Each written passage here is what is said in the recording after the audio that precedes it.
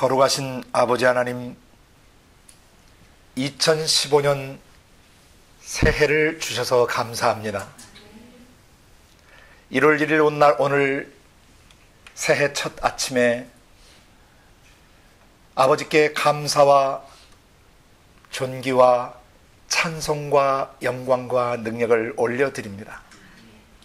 지난 한 해 동안 우리를 온갖 죄악에서 구속하시고 치료해 주시고 우리를 회복하여 주시고 우리를 창조의 원형으로 성실하게 건축해 주셔서 감사합니다.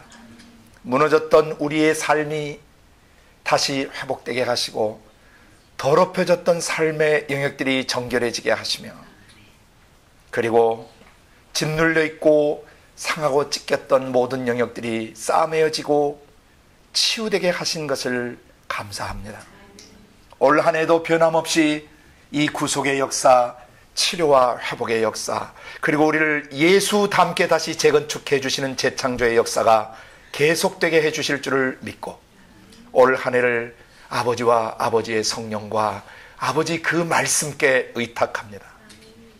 오늘 국제예수 공동체의 모든 가족들, 그리고 올 한 해 새롭게 헌신한 33명의 간사들과 그리고 37명의 중보기도 사역자들 모두 70명과 그리고 또 미국에 있는 우리 또 두 그룹과 또 캄보디아와 터키와 불가리아와 영국과 인도와 그리고 방콕과 그리고 중국과 그리고 전 세계 전역에 흩어져 있는 모든 국제예수 공동체의 가족들 위에 오늘 주시는 이 말씀의 은혜가 임하게 하여 주시고 올 한 해를 주신 이 말씀을 기초로 해 살아갈 수 있도록 축복하여 주시기를 원합니다. 아멘. 조국 교회를 다시 한번 새롭게 해주시고 철저히 66권의 말씀터 위에 서는 교회가 되게 하여 주시며 북한 땅에 평화의 통일이 오게 하시고 하나님의 성령으로 말미암은 통일의 역사가 일어나게 도와주시고 북한 땅의 지하교회의 기도가 끊이지 않게 하여 주시며 저들을 격려하시고 위로하여 주시고 고통당하는 2천만여 넘는 영혼들을 속히 악한 사상의 굴레에서 벗어나게 도와주시고 그리고 사단마귀 귀신의 죄악 속에서 벗어나 하나님의 백성들로 새로워지는 해가 될 수 있도록 축복하여 주시옵소서. 온 세상 교회 5대양 6대주 있는 지상 예수 그리스도의 몸된 교회를 축복하여 주시고 오늘 주시는 계시록 4장과 5장의 말씀이 전세계 교회의 기반과 기둥이 될 수 있도록 축복하여 주시며 전세계에 흩어져 복음을 전하시는 모든 선교사님들과 전세계의 모든 말씀 사역자들과 그리스도의 몸에 직임을 맡고 있는 모든 책임자들 위에 동일한 기름을 부으셔서 교회가 사도와 선자 터위에 견고히 세워갈 수 있도록 역사해 주시며 그 지도자들이 일어나서 교회를 다시 한번 초대교회적 기반 위에 세워가게 도와주시고 구약과 신약의 66권의 말씀터 위에 정확히 세울 수 있도록 기름 부어 주시기를 원하고 이 말씀을 듣는 모든 그리스도의 몸 안의 지체들이 동일하게 사도와 선자터 안에 더 위에 견고히 세워지는 한 해가 되게 하여 주시옵소서. 아버지, 그래서 사도와 선지자의 턴 하나님의 백성들이 올 한 해 동안 잃어버린 나라와 민족들을 계속 찾아가게 하시고 지구상의 미전도 종족이 하나도 남아있지 않게 도와주시며 모든 미전도 종족을 찾아가서 마지막 대추사역을 온전히 감당할 수 있도록 무장시켜 주시고 기름 부어 주옵소서. 나라들과 민족들 속에 복음의 부흥이 일어나게 도와주시고 전도의 물결이 일어나게 해주시고 제자와의 물결이 일어나게 해주시고 사람들이 치유되고 회복되는 역사가 전 세계적으로 일어나게 하여 주시옵소서. 그 역사를 이루실 주님을 기대하고 찬양합니다. 오늘 우리가 주 앞에 섰사오니 하나님의 성령께서 우리의 가슴에 말씀하여 주시고 올 한 해와 우리의 남은 평생 살아가야 될 말씀의 기반을 주시고 이 나라 이 민족과 온 세대 온 세상과 그리고 주님이 재림하여 오시는 그 순간까지 지상교회가 꼭 들어야 될 음성을 성령으로 말씀하여 주시옵소서. 깨닫게 하여 주시옵소서. 새겨 주시옵소서. 감사하고 예수님의 이름으로 기도드리옵나이다. 아멘. 할렐루야.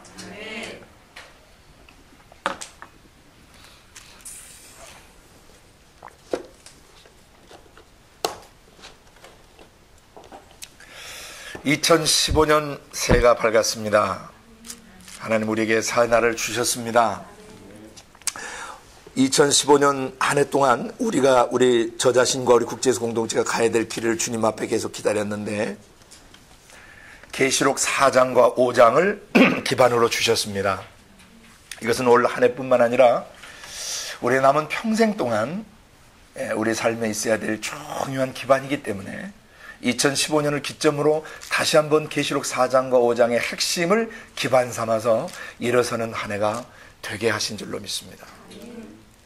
계시록 4장의 전체 주제는 보호자의 계신입니다.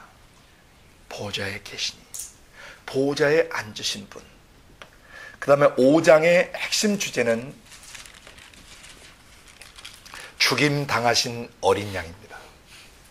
죽임당하신 어린 양. 그래서 그 십자가의 죽음으로 모든 죄악의 인을 다 떼시고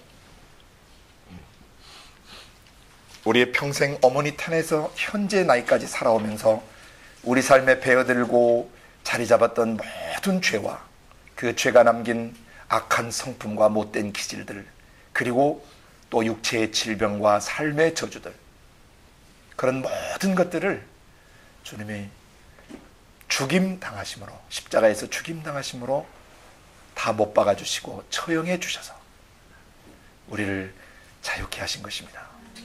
그래서 올 한 해 국제에서 공동체와 또 전세계 그리스도의 몸이 이 계시록 4장과 5장의 주제 터 위에 견고히 세워지길 원합니다. 보좌의 계시니와 죽임당하신 어린 양께 찬송과 존귀와 영광과 능력을 세세토록 영원토록 돌려드리는 그런 한 해가 되길 바랍니다. 그래서 올 한 해의 삶은 보좌의 계시니와 날 위해 죽임당하신 어린 양을 중심으로 하여 살아가는 그런 한 해가 되도록, 또 그런 일생이 되도록 우리 삶의 기반을 잡습니다. 먼저 계시록 4장을 저희가 읽어나가면서 하나하나 하나님께서 어떻게 우리의 삶에 기반을 놔주시는지 듣기를 원합니다. 특별히 계시록 4장에서는 7가지 중요한 핵심 사안들이 있고 계시록 5장에서는 크게 3가지 중요한 핵심 사안들이 나옵니다. 그래서 4장과 5장을 합해서 10개의 중요한 지침들을 올해 우리의 삶에 주십니다.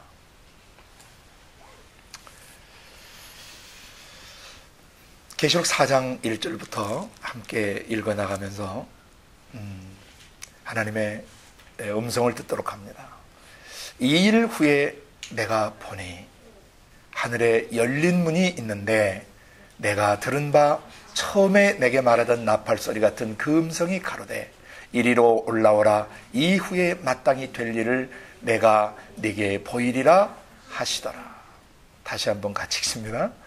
이 일 후에 내가 보니 하늘에 열린 문이 있는데 내가 들은 바 처음에 내게 말하던 나팔소리 같은 그 음성이 가로되 이리로 올라오라. 이후에 마땅히 될 일을 내가 네게 보이리라 하시더라.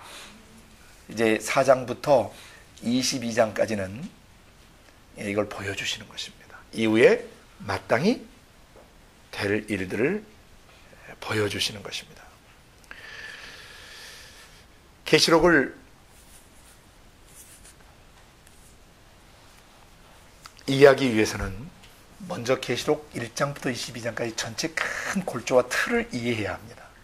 그렇지 않고 중간중간에 문맥에 상관없이, 문맥의 흐름과 상관없이 어떤 특정 사건들을 빼내서 임의적으로 해석하게 되면 계시록은 정말 이해하기 어려운 책이 되어버립니다. 그러나 계시록은 굉장히 단순한 책입니다. 한 10분 안에 골조와 틀을 다 애울 수 있는 그런 책입니다. 그래서 오늘 이 시간에 계시록을 다 다룰 수는 없지만 계시록 안에서 가장 중요한 핵심장이 사실은 이 4장과 5장이거든요. 그래서 이 4장과 5장을 우리가 나누기 전에 계시록 전체 틀을 짧게 스케치하고 지나가도록 합니다. 1장부터 3장까지는 왜 계시록을 써야 됐는지, 어떻게 계시록을 쓰게 됐는지, 누구에게 뭘 위해서 계시록을 쓰게 됐는지가 게시되어 있습니다. 그래서 책 전체 서론이라고도 볼 수 있습니다. 서론장 1장에서 3장까지 7교회에 편지를 써서 보내라 하신 거거든요. 근데 그 7교회는 실제 역사 속에서 존재했던 교회고 지나온 역사 속에 존재했던 모든 교회, 그리고 예수님 재림하시는 그 순간까지 지상에 존재하는 모든 교회는 그 7개 유형에 속하게 됩니다. 어떤 교회의 문제점들을 뭐 두세 개씩 공유한 그 개인이나 교회도 있고, 또 어떤 교회의 장점을 크게 가지고 있는 개인 그리스도인이나 교회 공동체가 있을 수 있습니다. 또는 한 시대 자체가 그런 맥락 속에 있을 수 있습니다. 어쨌든 우리는 계시록의 이 7교회가 뭐 이렇게 순차적으로 이렇게 진행되는 것은 아니라는 것을 아셔야 됩니다. 일부 잘못된 신학 교리학자들이, 계시록 해석하는 사람들이 뭐 에베소 교회 시대, 소모나 교회 시대, 뭐 버가모 교회 시대, 두아데라 교회 이런 식으로 해석을 하면 안 됩니다. 그건 아주 인본주의적인 잘못된 해석입니다. 7교회에 던져진 내용은 매 시대를 살아가는 그리스도인들과 그 시대의 교회들과 또 그 시대 전체, 역사 속의 교회 전체가 자신의 내면 세계를 살펴보고 지상의 삶을 어떻게 살아서 마지막 종말을 준비해야 하는가를 가르쳐주는 책입니다. 엄밀하게 얘기하면 계시록은 종말을 다루고 있지만은 종말과 함께 가장 중요한 게 뭐냐면 지상교회가 어떤 삶을 지상에서 살아야 되는가를 가르쳐주는 교회에 관한 책입니다. 교회란 어떤 존재해야 되는가? 교회는 어떻게 살아야 하는가? 교회는 무엇을 위해 살아야 되는가? 교회는 이 세상의 종말을 어떻게 준비하고 있어야 되는가? 이것을 가르쳐주는 것입니다. 그래서 1장부터 3장에 여러분이 나중에 1장부터 3장에 있는 내용을 개인적으로 깊이 숙지하시길 바라요. 에베소 교회의 장점과 단점, 서문화 교회의 또 칭찬과 격려, 또 버가모 교회의 문제점들, 경고하신 내용들, 장점들, 또 두아디라 교회의 장점과 단점들, 서문화 교회의 장점과 단점과 경고 내용들, 그다음 빌라델비아 교회의 칭찬과 격려의 내용들, 라오디게아 교회를 향한 심각한 경고의 내용들, 한 개인의 삶 속에 그 7가지가 다 왔다 갔다 할 수 있다는 것입니다. 교회된 우리가 지상에서 어떻게 자신의 개인적 종말과 우주적 종말을 준비해야 되는가? 교회의 삶을 어떻게, 교회가 삶을 어떻게 살아내야 되는가? 천국의 삶을 어떻게 지상에서 살아내야 되는가를 가르쳐주는 교회에 관해 가는 책입니다. 이걸 떠나셔서 잘못된 방향을 잡고 해석해 나가시면 안 됩니다. 지상에서 어떻게 삶을 살아내야 되는가? 그래서 그 다음 두 번째 단락은 4장과 5장입니다. 아까 말씀드린 대로 7교회가 온전한 삶을 살아내려면 계시록 4장과 5장을 기반으로 삶을 살아내야 된다는 것입니다. 그 4장이 뭐냐면 보호자에 앉으신 하나님의 주권적 통치 아래 거해야 된다는 것이죠. 그리고 5장에 죽임을 당하신 어린 양의 피의 구속, 유다 지파의 사자와 같이 죄와 싸우시고 우리의 죄를 위해서는 어린 양으로 희생을 당하신, 희생 제물이 되신 그 예수 그리스도의 보배로우신 피 안에서, 그리고 죄와 질병과 저주와 사단마귀 귀신의 세력들을 죽임 당하실 때 십자가에 못 박아 버리시고 처형해 버리신 이 사실을 믿음으로 말미암아 교회는 지상 삶을 승리할 수 있다는 것입니다. 아멘. 그래서 7교회 안에는 칭찬받은 내용도 있고 또 경고받은 내용도 있고 또 회개를 촉구당한 내용도 있고 그리고 하나님 칭찬하신 내용들도 들어있습니다. 그럼 지상교회, 7교회가 왜 그 당시에 문제 있는 삶을 살아내고 또 경고를 받게 되었는가? 그것은 4장과 5장을 중심으로 한 삶을 살아내지 않았기 때문이라는 것입니다. 철저히 보호자 중심의 삶, 그리고 죽임당하신 어린 양의 그 십자가 중심의 삶, 이 삶을 살아내지 않으면 7교회 안에 있는 문제 있는 교회들의 문제 속에 들어가게 되고 하나님이 강력하게 그리고 무섭게 회개를 촉구하신 그런 회개 촉구 대상이 돼버릴 수도 있다는 것입니다. 그러나 보좌 중심의 삶, 그리고 어린 양, 죽임당하신 어린 양 중심의 삶을 살아내면 서머나 교회처럼 엄청난 환난 속에서도 하나님의 격려를 받게 되고, 그리고 빌라델비아 교회처럼 하늘에 열린 문이 있는 교회가 되어서 그리스도인이 되어서 칭찬받는 그런 일생을 살아가게 되는 것입니다. 그리고 4장을 이제 들어가서 이제 보시면 2일 후에 그랬어요. 2일 후에라는 것은 뭐냐면 7 교회의 칭찬과 격려와 경고와 회개를 촉구하신 후에 그런 말입니다. 하늘의 문이 열렸습니다. 하늘의 문이 열렸다는 것은 하늘의 구멍 뚫리는 것이 아니라 그랬습니다. 지난 2014년 1월 1일이 시작될 때는 에스겔을 중심으로 해서 하늘이 열리는 삶에 대해서 계시하셨는데 오늘은 하늘이 열려서 구체적으로 어떻게 살아가야 되는가를 계시하시는 해입니다. 2014년은 하늘 열리는 삶이 있는 해, 그런 삶을 살아내는 해. 오늘은 2015년은, 올해는 2015년은 하늘에 열린 문이 있는 삶, 그리고 그 하늘이 열려서 뭐가 보여지고 어떤 내용들이 계시되었는가, 그 내용대로 삶을 살아내는 한 해가 되도록 우리를 하나님이 축복해 주시는 것입니다. 하늘의 문이 열렸습니다. 그 말은 하늘의 구멍이 뚫렸다는 뜻이 아니고 하늘에 계신 분의 마음 문이 열리신 것으로 이해하시면 됩니다. 하늘은 하나님이 계시는 곳을 말합니다. 하늘의 문이 열렸다는 것은 하나님이 그 마음을 열어서 땅에 있는 우리들 지상 7 교회에 보여주시는 것이 있다. 하나님 마음을 이렇게 열어서 뭘 보여주시는가 이제 잘 귀를 쫑긋하고 잘 들어야 되는 것이죠. 뭘 보여주시나. 처음에 문이 열리자 음성이 들려옵니다. 계시록 1, 2, 3장에서 나팔 소리같이 그 강력하게 말씀하시던 그 음성이 처음 내게 계시록 1장부터 3장에 말씀하시던 그 나팔 소리 같은 음성이 말씀하십니다. 이리로 올라오라 하시는 겁니다. 엄청나게 큰 소리로. 그러니까 지상교회는 어디로 올라가야 돼요? 열린 문이 있는 곳으로 올라가야 됩니다. 하나님이 그 가슴을 열어주신, 하나님의 열린 가슴 속으로, 열어주신 그 마음 속으로, 하나님이 계시해 주신 그 속으로 지상교회는 올라가야 합니다. 이리로 올라오라.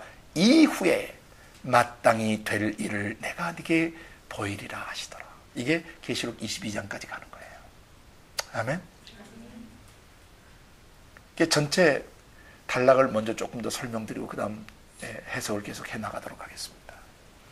4장과 5장에서 보호자에 앉으신 이와 죽임당하신 어린 양에 행하신 일들이 계시되면서 세 번째 단락으로 7 인을 떼시는 것이 계시됩니다. 이게 세 번째 단락입니다. 계시록 6장 1절부터 8장 1절까지 7 인을 떼시는 내용이 나옵니다. 그 인을 뗀다는 것이 무엇인가를 정확히 이해하지 않으면 계시록 해석에 심각한 오류가 일어나게 됩니다. 먼저 일단 전체 개요를 보고 난 뒤에 그 인을 짧게 설명하겠습니다. 그럼 7 인을 떼시자 7째 인을 떼는 순간 어떤 계시가 일어나냐면 하늘이 한 30분 정도 고해지더니 7 나팔을 가진 천사분들이 등장하는 거예요. 7 나팔. 그래서 8장 2절부터 11장 15절까지 7째 나팔이 부러지는 순간까지 또 계시가 되는데 이게 네 번째 큰 단락입니다. 이해가 되시죠? 1장부터 3장, 그 다음에 두 번째 단락은 4, 5장, 세 번째 단락은 6장에서 8장 1절, 다음 네 번째 단락은 8장 2절에서 11장 15절 7째 나팔이 부는 순간까지. 그게 네 번째 단락이에요. 또 나팔이 뭔지를 복잡하게 이해하시면 안 됩니다. 굉장히 단순한 상징입니다. 어쨌든 그 7째 나팔을 불게 되니까 무슨 일들이 또 일어나냐면은 계시록 11장 15절부터 사실은 20장까지가 크게 한 단락이에요. 크게 한 단락. 7째 나팔이 부러지는 순간 일어나게 될 일, 동시에 일어나게 될 일이 계시록 11장 15절부터 20장까지 계시되어 있는데 많은 학자들이 여기서 길을 잃어버린 것입니다. 이 단락에서 길을 잃어버리면요, 계시록 해석이 엄청나게 복잡해져 버리는 것입니다. 그래서 일곱째 나팔이 부러지면서 일곱째 나팔이 부러지는 순간 어떤 일이 일어날 것인지를 16, 17, 18절에 정확하게 계시를 해놓으셨어요. 일곱째 나팔이 부러지게 되면 세 가지 핵심 사안들이 일어난다. 그것은 뭐냐면 죽은 자들을 심판하는 그런 역사가 일어난다. 그래서 it's a time for judging the dead 이렇게 나와 있어요. 죽은 자들을 심판하는 때, 카이로스, the specific time, 그 특정 시간이 임하신 거예요. 그 다음에 두 번째는 time for rewarding the saint, 성도들과 여러 선지자들과 그리스도를 위해서 목배임을 당하신 분들이 상 받는 날이에요. time for rewarding the saint, 성도들에게 상을 주시는 날이에요. 때예요. 언제? 일곱째 나팔이 부러지는 날이. 세 번째는 time for destroying the destroyers, 이 지구 전체를, 인류 역사를 그토록 악하고 더럽게 파괴시켜버린 그 파괴범을 멸해버리시는 날인데, 헬라 원문 동사 destroy는 이것은 어떻게 되냐면 destroy thoroughly, 그래서 철저하게 파괴시켜버린다는 동사예요. 헬라의 원동사는. 그래서 세 번째는 인류 역사, 지구촌의 역사를 그토록 더럽고 사악하게 파괴시켰던 사단, 마귀, 귀신들을 완전히 멸해버리시는 날이 바로 일곱째 나팔이 부러지는 그날입니다. 일곱째 나팔이 왜 마지막 나팔인가 하는 것은 계시록 10장 7절에 계시되어 있고, 그 다음에 고린도전서 15장 51절 52절과 데살로니가전서 4장 마지막 부분에 재림의 주님 재림시의 그 특징들이 계시되어 있는 것을 통해서 이것이 마지막 나팔이라는 것을 알 수가 있습니다. 바울사도는 마지막 나팔이 울려질 때 어떤 역사가 일어날 건가를 얘기했고, 계시록 10장 7절에서는 나팔 불기 바로 전에 여섯째 나팔 통보에서 일곱째 나팔이 벌어지면 어떤 일이 일어나게 될 것인가를 거기서 미리 언급하고 있어요. 마지막 나팔, 요 다음 일곱째 나팔이 부러지는 순간에는 그 하나님의 그 복음의 비밀이 그 종 선지자들에게 예언하신 대로 성취되는 역사가 일어난다. 어떤 사람들은 계시록 11장 15절을 마지막 나팔로 보지 않고 다르게 해석함으로 말미암아 성경의 궤도를 이탈한 사람들이 있습니다. 그들의 가르침을 절대 따라가시면 안 됩니다. 거짓된 가르침입니다. 계시록 11장 15절이 재림 나팔인 것은 그 다음 절 16, 17절에 또다시 계시되어 나옵니다. 왜냐하면 전에도 계시고 이제도 계시고 장차 오실 자라고 항상 표현하는데, 이 계시록 11장 15, 16, 17절에 가면은 장차 오실 자가 빠져버립니다. 전에도 계시고 지금도 계신 이가 심판을 하실 때가 됐다라고 선언하는 내용만 나와요. 그래서 장차 오실 자라는 것이 왜 빠지냐면요, 11장 15절에 나팔 불며 오셨기 때문입니다. 오시면, 재림하시면 일어나게 되는 일이 바로 세 가지라고 그랬어요. 하나는 죽은 자를 심판하고 성도들에게 상 주시고, 그리고 지구촌을 파괴시킨 파괴범을 완전 멸망시켜버리는 때. 그래서 그때부터 이제 11장 19절에 전 인류를 심판하신 심판에 매타운 내성과 번개와 이런 이런 우박들이 내리고, 그 다음에 12장부터는 계속해서 12, 13장에는 바로 지구촌을 파괴했던 A급 전범 사단 마귀가 했던 짓들을 까발리고 있는 것입니다. 그러니까 하나님의 법정에서 사실 심리를 하고 계시는 거예요. 이놈이 이런 짓을 했다는 것을 까발리고, 그래서 14장에 그런 짐승의 표를 받아서는 안 되고, 어린 양의 그 이마에 어린 양의 표를 받은 사람들의 구속과 함께 대추수와 대심판이 14장에 계시되고, 15장에 마지막 재앙을 언급하면서 7 대접 심판이 예고됩니다. 그래서 16장에 7 대접을 쏟아 붓게 됩니다. 그래서 단락을 거기서 하나 나눈다면은 일곱째 나팔이 네 번째 단락인데 그 네 번째 단락 속에서 다섯째 단락을 하나 더 주는 게 뭐냐면은 일곱 대접 심판입니다. 그래서 첫째부터 시작해서 여섯째 대접까지 마지막 일곱 번째 그 대접은 이 공기, 대기권에다가 쏟아버리게 됩니다. 그러게 되면서 이 지구촌 전체가 완전히 멸망되어지는데 17, 18장은 바로 A급 전범 사단 마귀가 전 세계를 마귀의 나라로 바벨론화시켜서 바벨론 네트워크로 엮어놓았던 것들이 어떻게 파괴되는가를 17, 18장에 보여주시고 그 다음에 19장에는 어린 양의 혼인잔치가 열리면서 땅에 남아있는 사람들의 모든 육체가 다 멸해져 버리게 됩니다.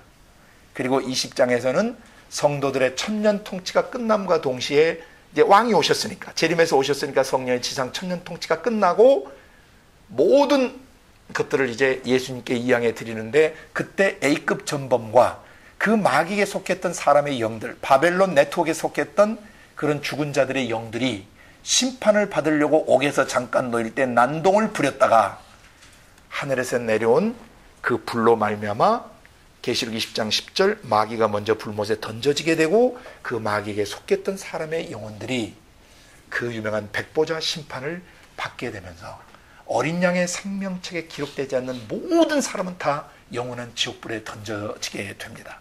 그러면서 인류 역사가 끝나버리는 것입니다. 거기까지가 다섯째 단락입니다. 그러니까 16장에서 20장까지가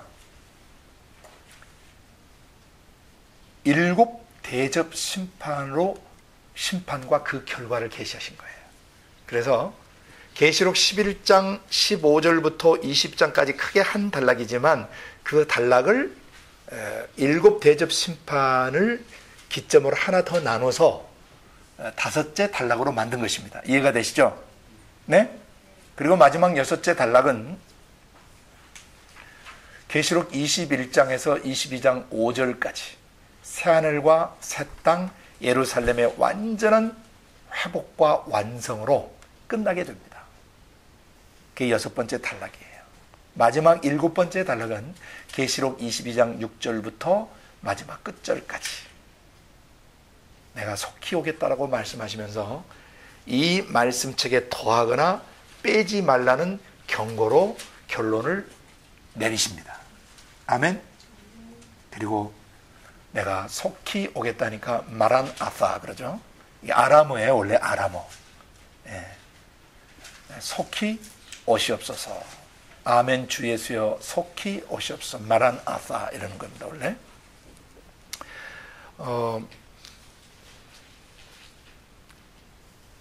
이제 이 계시록 전체를 여러분이 틀을 다 들으셨어요. 예. 첫 번째는 1장부터 3장까지 일곱 교회에게 주신 하나님의 계시예요. 지상 교회에게 주신 하나님의 계시입니다. 언제 어디서 어떻게 왜 어떤 방법으로 계시를 주셨는지 어떤 내용의 계시를 주셨는지가 1장부터 3장에 계시됐고 그 삶을 살아내기 위해서 4장과 5장의 두 번째 단락을 기반으로 살아야 된다는 거죠. 이게 평면 구도로 보면 계시록 1장부터 22장까지를 평면 구도로 보면 이 4장과 5장의 두 번째 단락은 공중에 쭉 떠 계셔야 돼요. 공중으로 올라가 있어야 돼요. 이해가 되시죠? 보호자의 계시니와 죽임당하신 어린이 지구촌 전체를 통치하고 계시기 때문에 그리고 그 보호자의 계시니와 어린 양이 행하시는 계시록의 핵심 본론 세 가지 일곱 인과 일곱 나팔과 일곱 대접 심판을 잘 이해하셔야 돼요. 보호자의 계시니와 어린 양께서 먼저 인을 떼시죠. 그죠? 그 인을 뗀다는 것은 죄의 문서를 파기한다는 뜻이에요. 기록된 죄들을 완전히 파기시켜버린다는 뜻이에요. 없애버린다는 뜻이에요. 이게 성경에 예레미야 31장에 보면은 어떤 반문서나 또는 어떤 채권 채무 관계의 그 문서들을 썼을 때 원래 구약의 이스라엘 사람들이 거기다 일곱 인을 이렇게 해가지고 이 돈을 빌려주는 어떤 채권자는 채권자는 그 증서를 하나 갖고 있겠죠. 빌려준 권리증을 하나 갖고 있겠죠. 돈 빌려줬다는. 그리고 채무자는 이 돈을 빚졌다라고 하는 또 원본을 하나 갖고 있죠. 그래서 이것을 원래 제사장 입회하에 원래 성소 안에 두었다가 이것을 만약에 이제 그 빚을 갚게 되는 날이 오면 양쪽 다를 파기시켜야 되잖아요. 채권자와 채무자의 문서 두 개 다를 파기시켜야 되는데 그걸 인을 떼는 것으로 표현하는 것입니다. 이것은 구약의 에스겔 2장에 안팎으로 써진 그 재앙의 글이 있어요. 그것과 똑같은 것입니다. 그 시대 사람들의 모든 악한 행위들, 의식 세계나 무의식 속에, 그리고 또 잠재의식 속에 잠겨버린 죄악까지 그 문서에는, 그 책에는 안팎으로 행한 모든 죄와 모든 악한 생각과 감정과 의지, 악한 말들까지, 악한 행동까지 하나도 빠짐없이 거기다 기록되어 있습니다. 그래서 이것을 만약에 떼지 않게 되면, 파기시키지 않게 되면 그 안에 기록된 대로 모두 심판을 받게 됩니다. 그래서 계시록의 5장에서 요한 사도가 그 7 봉인이 된 그 두루마리책, 그 안에 기록된 글들로 인해서 굉장히 그 가슴 아프게 울기 시작합니다. 그러자 24장로 중에 한 분이 울지 마십시오라고 얘기하면서 나옵니다. 저 인을 떼서 파기시켜버리시는 분이 계십니다. 그러면서 뭘 보여주는데 보니까 일찍 죽임을 당하신 분 같은 분이 딱 서 계신 거예요. 그는 유다 지파의 사자시고 죽임 당하신, 살해 당하신 어린 양이셨다. 이렇게 나옵니다.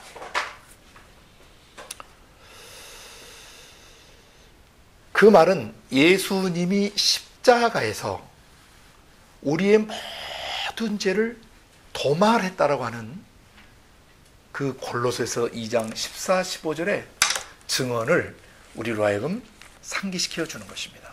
골로새서 2장을 여러분이 잠깐 펴셔서 보시길 바랍니다.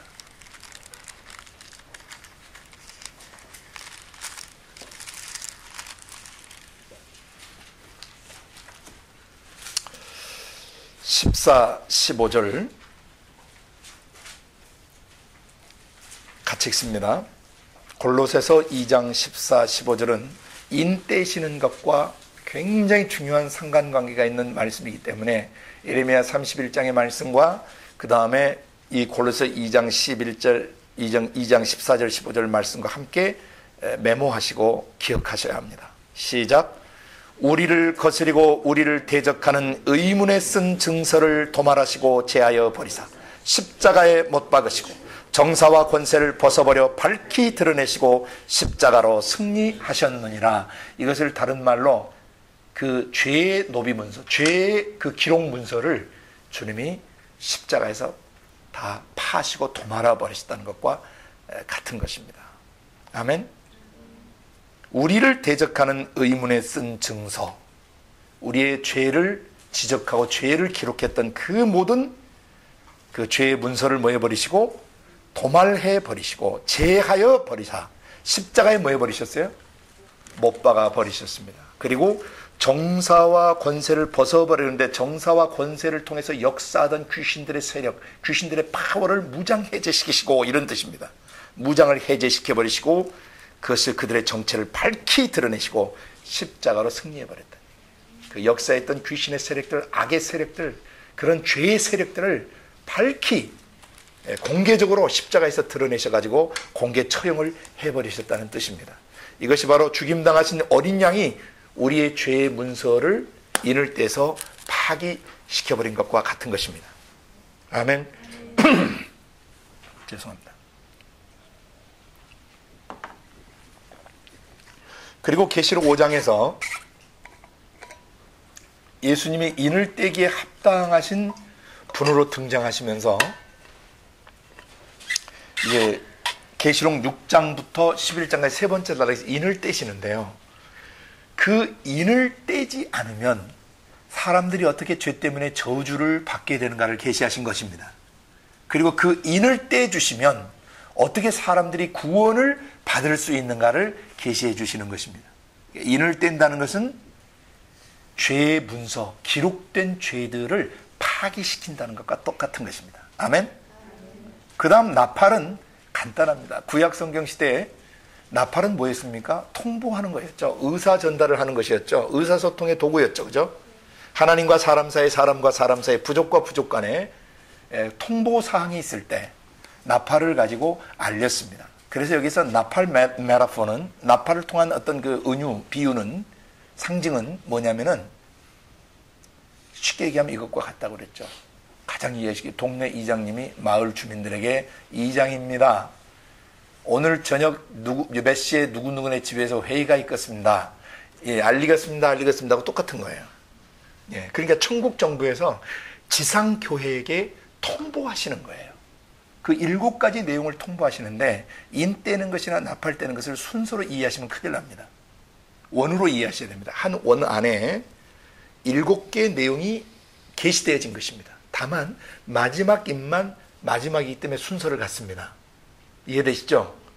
또 나팔도 그냥 원으로 이해하셔야 됩니다. 제1나팔, 2나팔, 3나팔, 4나팔 순서가 아니고 통보된 내용이에요. 통보된 내용. 근데 마지막 통보 내용이 뭐냐면 7번째 나팔이 마지막 통보 내용이에요. 이해가 되십니까? 잘못된 계시록 해석자들이 이것을 시간 순으로 해석해 가지고는 엉뚱한 해석을 하게 되는 것입니다. 이건 시간 순으로 해석하시면 안 됩니다. 예. 그 통보, 인된 내용이 중요하고요. 나팔은 통보 내용이에요. 알려준 거예요. 요런 죄들을 회개하지 않으면, 어린 양이 인떼셨다는 사실을 믿고 회개하지 않으면 여러분 이런 나팔 통해서 통보되는 이 재앙 속에서 죽게 된단 말이죠. 그리고 현재 인류 역사 속에서 인떼신 내용과 나팔을 불어서 알리신 내용들이 인류 역사에서 경험되고 있어요? 안 되고 있어요? 경험되고 있어요. 그러니까 지혜 있는 자들은 이 인을 떼신 것을 알고 나팔을 통해서 경고하신 내용을 듣고 준비를 하는 것이죠. 회개하는 것이죠. 지상 7교회가 인을 떼신 어린 양 예수 중심의 삶을 살고 보호자에 앉으셔서 우리의 죄의 문제를, 죄들을 날마다 없애주시고 날마다 우리의 영혼에게 통보해 주시는 것을 지상교회로서 들어야 된다는 것이죠. 아멘? 그 다음에 7째 나팔이 부러져 버리면 다시 기회가 없어요. 그건 나팔 소리와 함께 주님이 재림하면서, 무슨 주님이 공중에 재림했다 땅에 재림하는 그런 소설 같은 이야기, 그런 헛된 교리를 따라가시면 안 돼요. 주님은 공중에 재림하시는 순간요, 번개처럼 이 세상을 끝내버리세요. 왜냐하면 예수님이 복음서에서 종말 때 얘기를 해주셨거든요. 너희가 인자의 날 하루를 보고자 하되 볼 수 없다. 하루도 못 봐. 하루도 지속이 안 돼. 24 hours a day. 하루 24시간도 못 봐요. 그 인자의 임함을. 왜? 인자가 임하는 날은 번개가 동해서 번쩍해서 서에 이르는 것처럼 인자의 임함도 이와 같으리라요. 그러니까 예수님이 재림하시는 순간, 인류는 한순간에 계시록 11장 15절부터 20장까지 심판을 받게 되는 것입니다. 땅에 내려오실 시간이 없어요. 그리고 얼마나 웃깁니까? 예수님이 재림하셔서 만약 땅에 내려오시게 되면요, 부활한 성도들이 이 죄성 있는 육신이 아닌 완전한 몸을 입고 내려오게 되는 거거든요. 그럼 만약 땅에 사람들이, 죄성 있는 사람들이 남아있다면 그 삶이 되겠어요, 서로? 네? 완전 부활체를 가진 분들이 이 땅에 내려와서 살 일이 없단 말입니다. 이해가 되세요? 주님이 공중에 재림하셔가지고 지상에 재림하시게 된다는 게 만약 맞다면 심각한 문제가 생긴다는 거예요. 왜? 공중에 재림하신 분들은요, 창세로 또 돌아가신 모든 분들이 거룩한 몸을 입으신 분들이에요. 이분들이 죄악 세상에서 살 수가 없어요. 그리고 아직 하늘로 올라가지 않는 땅에 있는 성도들이 그분들하고 서로 보고 대화할 수가 없어요. 왜냐하면 빛과 어둠이 공존할 수가 없기 때문이에요. 그리고 이 땅에서는 이단들이 가르치는 것처럼 이 땅이 새롭게 돼가지고 영원한 나라가 지속되는 거 아닙니다. 왜? 베드로 사도도 베드로서 3장에서, 그리고 모든 사도들도 계시록에서 예수님도 천지는 없어지겠다 그랬어요. 노아 홍수 후에도 노아 홍수 끝나고 8장에 뭐라고 얘기하시냐면요. 이 땅이 존속하는 한까지만 추위와 더위와 심음과 거둠이 있겠다 그랬어요. 그러니까 지구는 언젠가 없어진다고 얘기하신 거죠. 모든 성경의 증거는 하늘과 땅은 없어진다예요. 그러니까 이 땅에서 천년왕국이 있을 수가 없어요. 재림하시는 그 순간 바울 사도의 증언대로 나팔 소리와 함께 성도들은 하늘로 올라가게 되고 올라가지 못한 땅에 속한 자들은 바로 심판을 받게 되는 것입니다. 계시록은 원래 그렇게 단순합니다. 복잡하게 설명하시는 것에 빠지면 안 됩니다. 그래서 인과 나팔 통보를 듣고도 그 인을 떼셔서 모든 죄악을 다 없애주셨다는 것을 믿어야 하고 나팔 통보를 통해서 현재의 죄들을 회개해야 하고 하나님 보호자에 앉으시니와 죽임당하신 어린 양의 통치 아래 돌아와야 되는데 그렇게 돌아오지 않게 되면 대접은 형을 집행한다는 뜻이에요. 쏟아버리는 거죠. 형을 집행하는 거예요. 형 집행을 당할 때 그것은 마지막 재앙이라는 것이죠. 마지막 심판이라는 것입니다. 그래서 일곱째 대접을 어디다 쏟냐면 지구촌 대기권에다 쏟아버려요. 그리고 it is done. 끝났다. 다 이루었다. 땅에서 시작됐던 죄, 그 죄가 남긴 저주들, 죄가 남긴 그런 사악한 모든 것들, 변질된 것들 다 형 집행으로 끝내버리신 거죠. 아멘.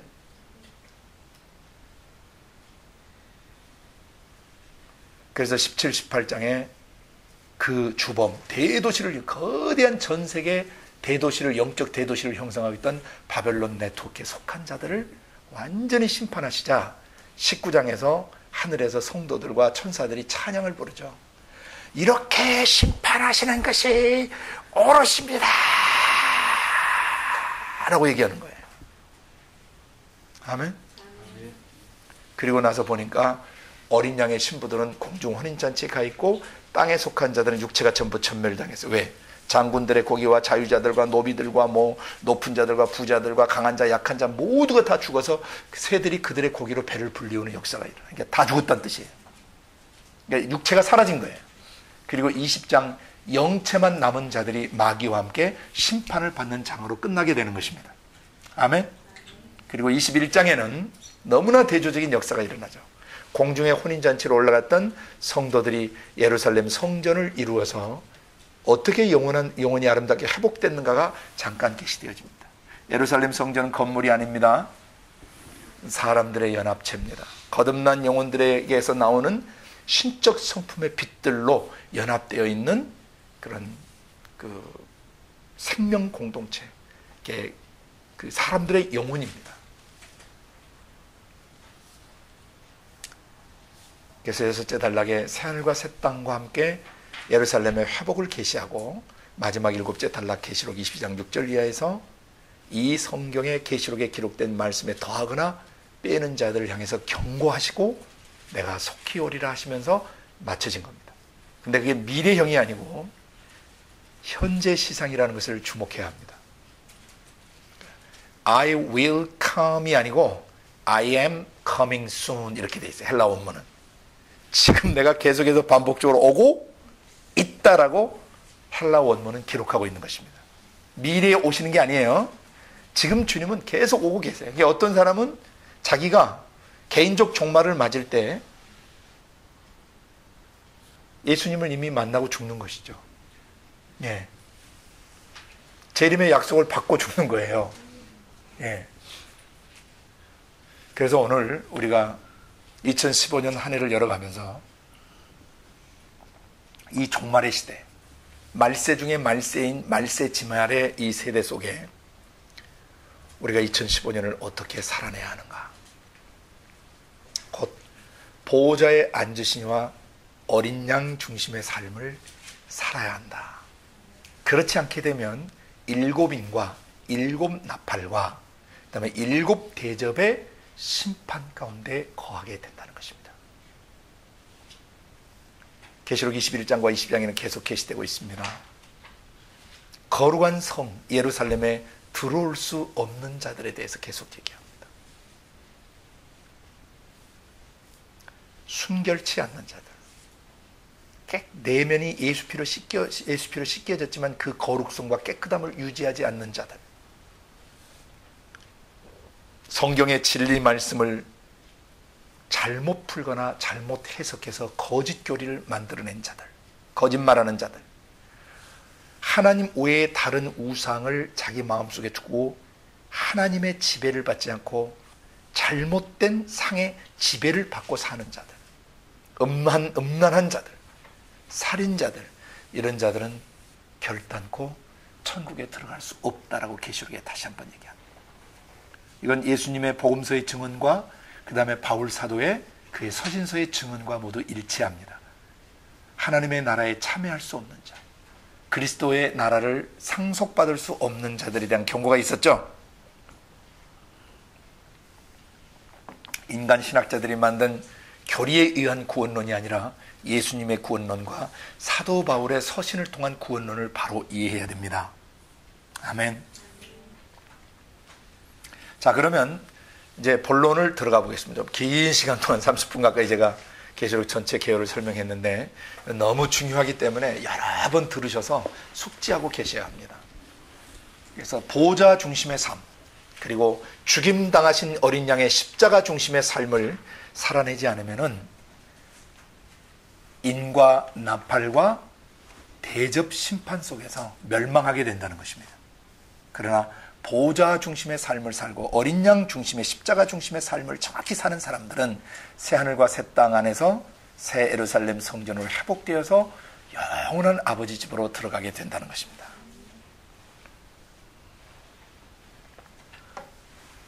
계시록 4장 1절 읽었죠?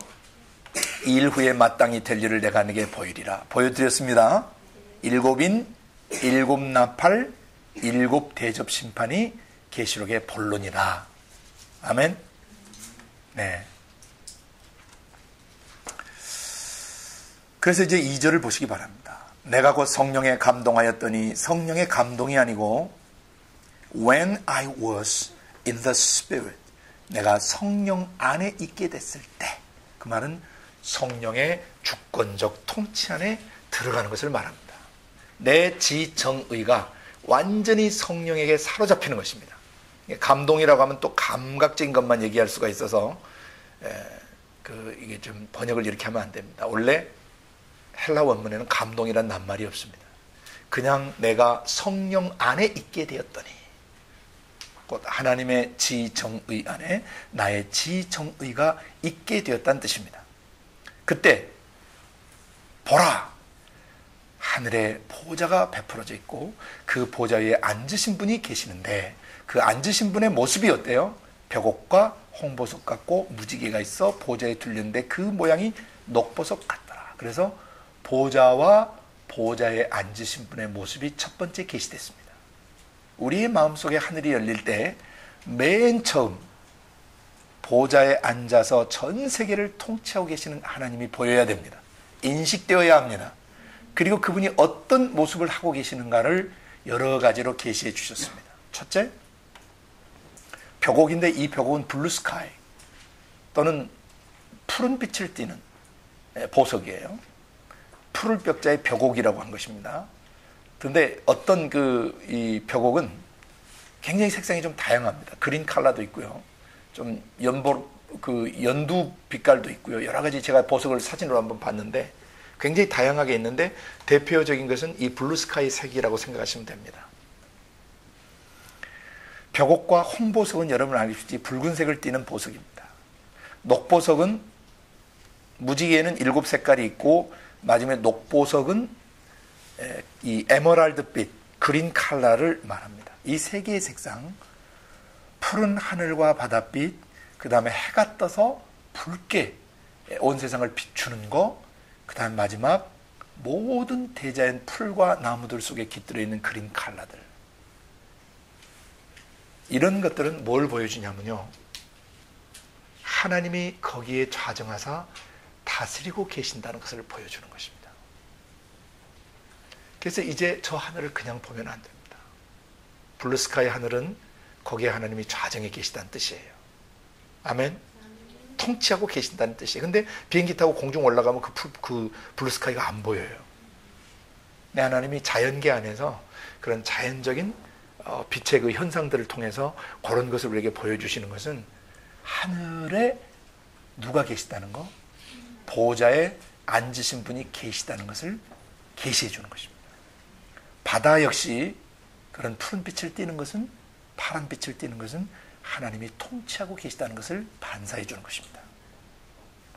두 번째로 홍보석은 해가 떠서부터 해가 질 때까지, 아침 노을과 석양의 저녁 노을, 그리고 아침 햇살과 한낮의 정오의 햇살, 그리고 오후의 햇살들, 이 모든 것은 붉게 타오르죠. 그죠? 그 말은 아침부터 저녁까지 누가 주관하고 계신다?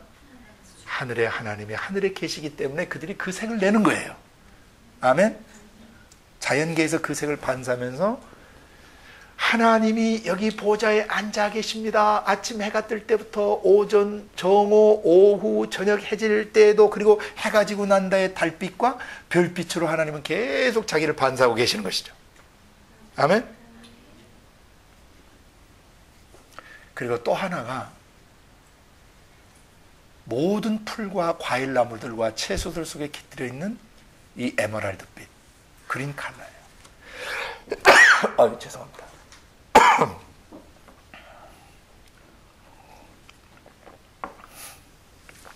그래서 올 한 해 우리가 살아가면서 하늘을 보고 또 하루 종일 떠서 전 세상을 비추는 그 햇빛을 보고 또 별빛과 달빛을 보면서, 그리고 우리 눈앞에 펼쳐지는 에메랄드빛 그린 컬러의 모든 풀과 나무들과 과일나무들을 보면서 하나님이 거기에 좌정에 앉아 계신다는 것을 볼 수 있어야겠습니다. 이게 보좌 중심의 삶이에요. 이것을 계시록 66장 1, 1절에서는 뭐라고 해요? 하늘은 나의 보좌요, 땅은 나의 발등상이다 하신 것이죠. 아멘. 하늘은 눈에 보이는 것, 보이지 않는 것으로 구성이 되어 있습니다. 보이는 것들과 보이지 않는 모든 원소들까지 하늘 자체가 하나님의 보좌라는 것입니다. 이 공간 자체가 하나님이 앉아 계신 곳이라는 것이에요. 그 왕이 보좌에 앉아서 뭐 하죠? 유성이 왕이 보좌에 앉아서 뭐예요? 그렇죠. 거기서 통치하시고 다스리면서 국가의 업무를 보시는 거죠, 왕이. 그죠? 국정을 운영하시는 거예요. 왕이 보좌에 앉아서. 보좌에 앉아서 뭐 다방에서 참아드시 노시는 곳이 아니란 말입니다. 보좌라는 개념은 하나님이 거기에 앉으셔서 천국 정부의 업무를 보고 계신, 천국 정부의 국정을 운영하고 계신다는 뜻이에요. 이걸 한마디로 온 세상을 다스리고 계신다. 보이는 세계와 보이지 않는 세계를 다스리고 계신다는 것을 보좌에 앉으셨다라고 표현하는 것입니다. 아멘. 보좌에, 하늘은 나의 보좌요, 그 말은 이 공간에서 내가 모든 걸 다스리고 있다는 뜻이고, 땅은 나의 발등상이라, 그 말은 발등상은 발 놓는 발판을 말해. 발판. 미용실이나 이발소에 가면 이게 발 놓는 발판이 있죠. 그 발판이 뭐냐면 지구라는 땅이에요. 그러니까 지구라는 땅이 아무리 큰 것 같아도 누구 발 안에 있는 것이에요? 발 아래 있는 것이에요? 하늘 아버지의 발 아래 밟혀 있는 것입니다. 그러니까 발문수가 얼마나 크신지를 아셔야 되는 것이죠. 그래서 이 지구 땅에는, 땅 속에는 사단 마귀 귀신들이 지옥의 본부를 두고 땅 위를 들락날락거리면서 이 세상의 음부를 형성하고 세상 내 지옥을 결성하고 죄를 받아들이고 오둠을 받아들이는 사람들을 중심으로 지옥의 네트워크를 지상에 하는데, 그것을 성경은 바벨론이라고 부르는 것이죠. 바벨론 네트워크. 큰 성, 대도시예요. Great Mega City. 그것은 국경을 초월하고 민족을 초월하고 시대를 초월해서 형성된 네트워크들입니다. 그것을 하늘 아버지가 발로 밟고 계시다는 거예요. 그러니까 모든 귀신들, 모든 사단 마귀, 모든 변질된 악한 인간들과 모든 변질된 제도나 조직과 시대 정신, 이게 다 지구 안에 있는데 그 지구 전체를 뭐하고 계세요? 발로 팔로 밟고 있어요. 이게 보좌 중심의 삶을 사는 사람이 눈을 뜨면 매일 먼저 인식해야 되는 내용이에요. 하늘은 나의 보좌요, 땅은 나의 발판이다. 내가 지구촌 전체를 밟고 있다. 아시아 대륙을 밟고 있고 아프리카 대륙을 밟고 있으며 오세아니아 대륙과 태평양 일대 섬나라들을 밟고 있고 유럽 대륙과 북미와 중남미 대륙 전체를 내가 밟고 있다.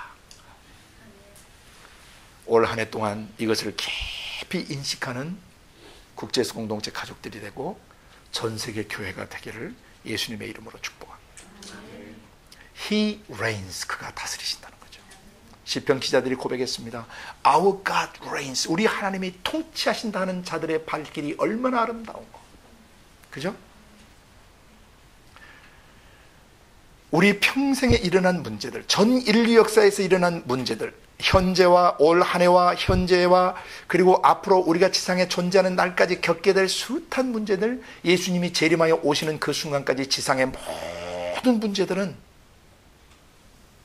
이 공중 하늘에 하나님 아버지가 보좌 삼아 앉아 계시면서 발로 그것들을 밟고 통치하고 계신다는 것을 인식하는 것입니다. 특별히 올 한 해 우리는 깊은 침묵 기도를 이제 배워가기로 했는데, 깊은 침묵 속에서 첫 번째 인식해야 될 것이 뭐겠어요? 보좌에 계시니와 거기 앉으신 분의 모습이에요. 뭐 같고 뭐 같으시다? 하늘빛 바닷빛 같으시고 태양빛 같으시고 그 다음에 에메랄드빛 초록빛 같으신 그린 컬러를 갖고 계신 하나님, 그분에게서 그런 빛이 나오는 거예요. 그런 색상이 나오시는 거예요. 근데 또 무지개가 둘려있다 그랬어요. 무지개는 7색깔로 구성이 되어 있는 것처럼 보이지만 사실은 7색깔이 더 돼요. 그냥 빨간색이 이렇게 층을 이루어서 우리에게 빨갛게 보일 뿐이죠. 그 빨간색 그 계열이 얼마나 다양하겠어요. 그죠? 어쨌든 빨주노초 파남보라고 하는 7색깔이 깃들어 있는 모든 만물은 다 뭘 나타내는 거? 거기 7색깔 무지개를 가지신 하나님의 성품의 빛인데요. 그 성품의 빛을 반사하고 있는 거예요, 무지개가. 그래서 노아 당시에는 홍수 후에 그 무지개로 언약을 세우셨죠. 예? 예. 하나님의 성품에서 나오는 빛입니다. 그래서 올 한 해 동안 맨 첫 번 우리가 인식하고 살아야 되는 거, 그건 뭐예요? 보좌에 계시니와 어린 양께 찬송과 존귀와 영광과 능력을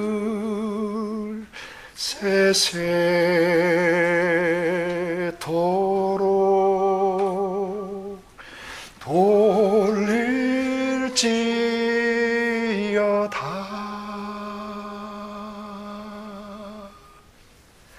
우리의 하루 삶의 시작, 1년 내내 2015년 1년 내내 살아야 될 삶의 고백입니다. 아멘. 보좌에 앉으셔서 이 땅을 밟고 계시는 하나님, 내 생각, 내 감정, 내 의지 속에 피어오르는 지옥의 독소들과 마귀의 모든 시험들을 주 당신이 밟고 계십니다. 내 삶에 불어닥치는 시련과 역경과 슬픔과 고통과 내 영혼을 두렵게 하고 내 영혼을 불안하게 하고 내 영혼을 자신 없게 하고 내 영혼을 우울하게 하고 내 영혼을 정신사납게 만드는 모든 문제를 보좌에 앉으신 아버지께서 새벽에도 아침에도 낮에도 오후에도 저녁에도 한밤중에도 밟고 계십니다. Lord, you reign all over the things. 모든 것을 다스리시는 하나님. 지구촌 각 나라와 민족들과 도시마다 마을마다 동네마다 각 가정마다 각 개인 71억이 넘는 각 사람의 마음속에서 일어나는 모든 죄악들, 모든 상처들, 모든 아픔들 보좌에 계신 이가 밟고 계신다. 이것을 마태복음 11장 25절적 표현으로 한다면 천지의 주제이신 아버지여, 천국이 지상을 통치하는 통치 방식과 통치 내용들을 지혜롭고 슬기 있는 자들에게는 감춰버리시고 어린 아이들에게는 나타내시는 것을 감사합니다. 옳습니다. 이렇게 된 것이 아버지의 뜻이십니다. 아버지께서 모든 것을 내게 맡기셨으니, 그 아들 예수, 그 말씀께 모든 것을 맡기셨으니, 아버지 외에는 아버지에게서 나온 그 말씀, 아버지의 말씀, 아들을 아는 자가 없고, 아들과 아들의 소원대로 계시를 받는 자 외에는 아버지를 아는 자가 없습니다.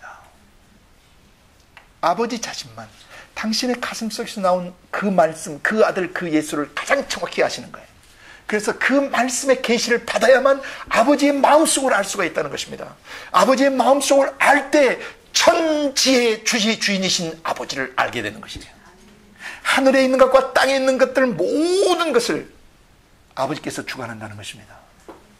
예수님 마태복음 11장 18절부터 다시 말씀하십니다.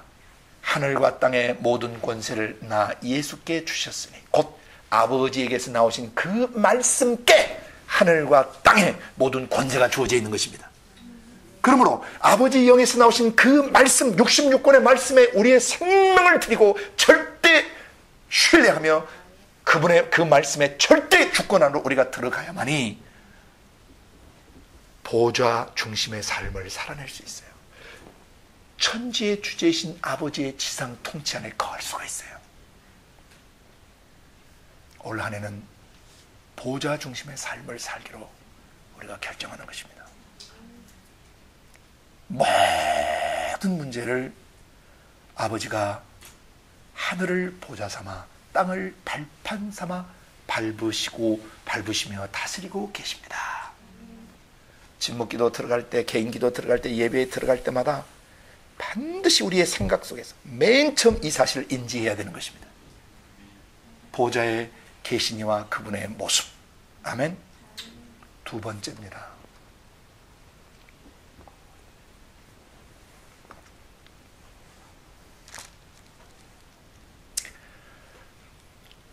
(4절) 또 그 보좌에 둘려 24 보좌들이 있는 것을 보았는데, 그 보좌들 위에 24 장로분들이 흰옷을 입고 머리에 금면류관을 쓰고 앉아 계시더라.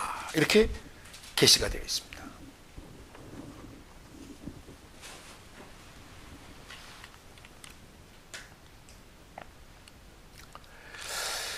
여기 보면 이제 24 보좌와 그 위에 앉으신 24 장로에 대한 해석이 굉장히 분분한데, 그런 해석 따라가시면 안 됩니다.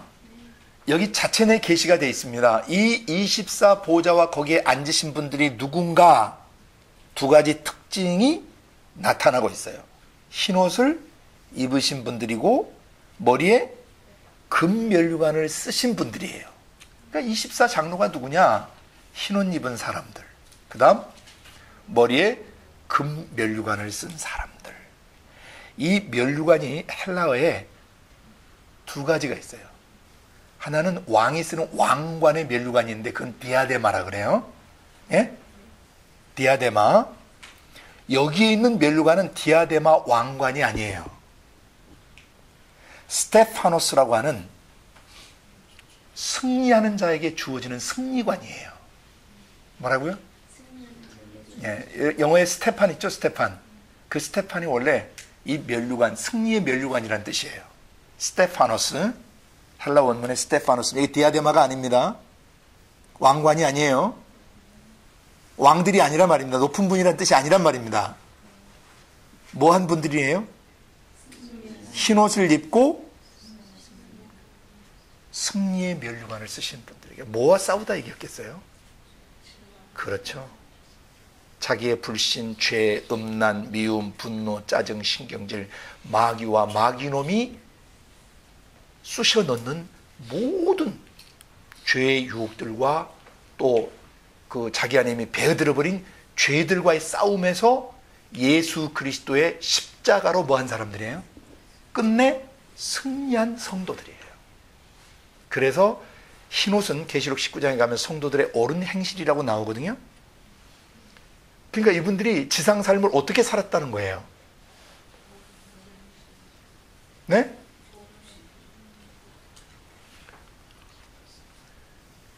예수 그리스도의 십자가의 피로 씻겨져서 흰옷, 곧 예수 그리스도로 옷 입고 그 다음에 새 사람이 되어서 매일매일 뭐하는 삶을 살았다는 거예요? 죄와 싸워 이긴 삶을 산 사람들이었다는 것이죠. 이들은 하나님과 함께 공동 통치할 수 있는 사람들이라는 것이에요. 이것을 왜 일곱 교회에 계시하셨을까요? 그렇죠. 지상에 남아있는 너희들의 삶이 흰옷을 입고 스테파노스의 승리의 월계관, 이 승리의 금멸관을 쓰고 사는 삶이기를 원한다. 너희가 지상에서 거룩하고 순결하게 살아서 마지막 너희 일생이 마칠 때 승리하는 일생이 되기를 바란다 라고 계시하신 거예요. 올해 1년 동안 우리는 흰옷을 입어야겠습니다. 그리고 스테파노스의 멸류관을 써야겠습니다. 그리고 어떤 죄도 성령과 그 말씀 예수를 힘입어서 싸워 이겨내야 되겠습니다. 근데 그렇게 하지 못하면 어떻게 되는가가 세 번째 계시되는 것입니다. 24 장로들은 구약의 성도들과 신약의 성도들을 합해서 말한 것이다라고 보는 것이 자연스럽습니다. 구약에서도 흰옷을 입은 분들이 계시고 스테파노스의 멸류관 쓰신 분들이 계시고 신약 시대에도 흰옷 그리스도로 옷 입고 그 다음에 금멸류관, 승리의 멸류관, 죄와 싸워 이긴 사람들이 있기 때문입니다. 이것을 갖다가 무슨 천사의 존재라든지 천상의 어떤 특별한 존재라고 해석하는 그런 망연된 해석을 따라가시면 안 됩니다. 그들은 이 두 가지를 놓쳤기 때문에 엉뚱한 해석을 하는 것이에요. 천사들은 흰옷 입지 않습니다. 천사들은 금멸류관을 써야 될 이유가 없습니다. 왜? 히브리서 1장 14절에 모든 천사, all angels are ministering spirit 그랬어요. 사역하는 영들이다. 하나님이 부리시는 종들이라는 뜻이죠. 머슴들이라는 뜻이죠. 타락하지 않은 천사들은 흰옷 입지 않습니다. 그리고 금멸류관 쓰지 않습니다. 사람을 말합니다. 어떤 사람들입니까? 지상 삶이 성령과 그 말씀 예수로 더불어서 하나님과 공동 통치하는 삶을 사는 사람들. 그 5장에 가면 그 사람들이 나와요. 각 나라와 족속과 백성과 방언에서 피로 사신 바 되고 하나님께 드려진 바 된 사람들. 그래서 그들 왕들과 제사장이 되어서 그들이 땅에서 왕 노릇한 사람들의 이야기가 나와요. 아멘? 바로 그분들이에요. 땅에서 성령을 힘입어서 예수 그리스도 이름으로 죄와 사단 마귀 귀신들과 싸워 이긴 사람들. 그들이 바로 24 보좌에 앉는 영적 지도자들이에요. 아멘.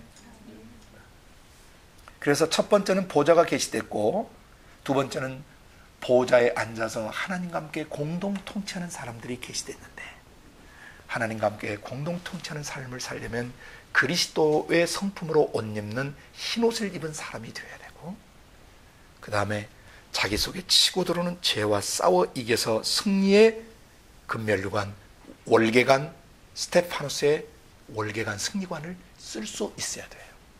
아멘. 올 한해 그런 삶을 살아야 합니다. 세 번째,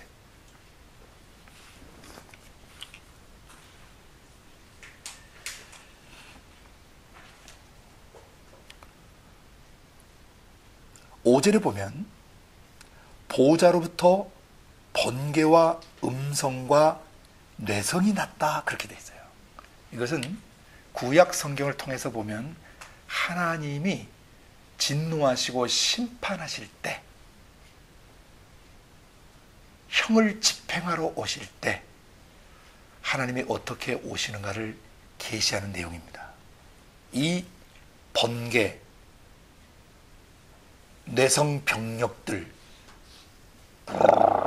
소리가 나면서 나중에 찌직 하고 막 그 하늘을 가르는 소리들이 나잖아요.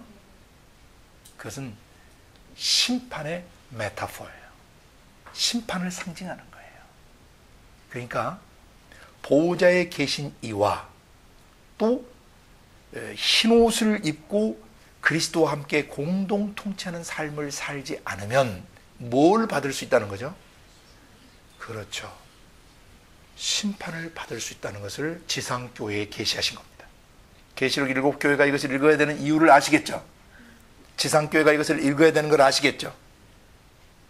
흰옷을 입고 죄와 싸워 이기지 않게 되고 새 속에 물들고 정욕적이고 마귀적인 삶을 살게 되면 반드시 심판이 있다는 것을 세 번째 계시하시는데, 우리는 매일 스스로를 하나님께 고발할 줄 알아야 됩니다.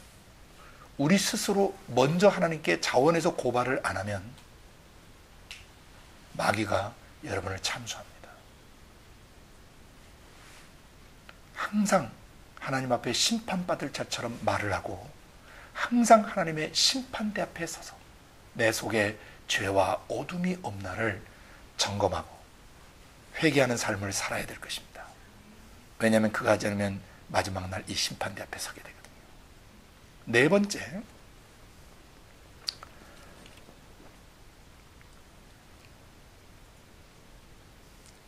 중반, 5절 중반부에 보시면 보좌 앞에 7 등불 켠 것이 있으니 이는 하나님의 7 영이다. 그래서 7 등불은 성소 안에 있던 7 등대를 상기시켜 주는 것입니다. 이 7 등불은 완전한 등불이라는 뜻이고 또 7 영이라고 표현되어 있는데 완전하신 영이라는 뜻입니다. 하나님 자신의 영입니다. 천사들이 아닙니다. 하나님 7개 숫자 7이 아닙니다. 완전하다는 의미상의 숫자예요. 7 영 대신 아버지 하나님의 영. 그 영이 뭘로 여기서 표현되셔서 7 등불로 표현됐죠. 등불은 뭐 하는 것입니까? 어둠을 밝히는 것이죠. 그리고 갈 길을 비춰주는 것이죠. 성령의 2가지 핵심 사역이 계시된 겁니다. 하나는 우리 속에 있는 어둠들, 내 생각, 내 감정, 내 의지 속에 스며들어 있고 쪄들어 있는 그런 죄악들이나 죄에 찌든 상처들, 아픔들, 그런 원망과 불평들, 불신들, 음란의 잔재들, 음란의 기억들, 어둠에 속한 것들은 하나도 남김없이 다 뭐 하시는 거예요? 비춰내시는 거예요.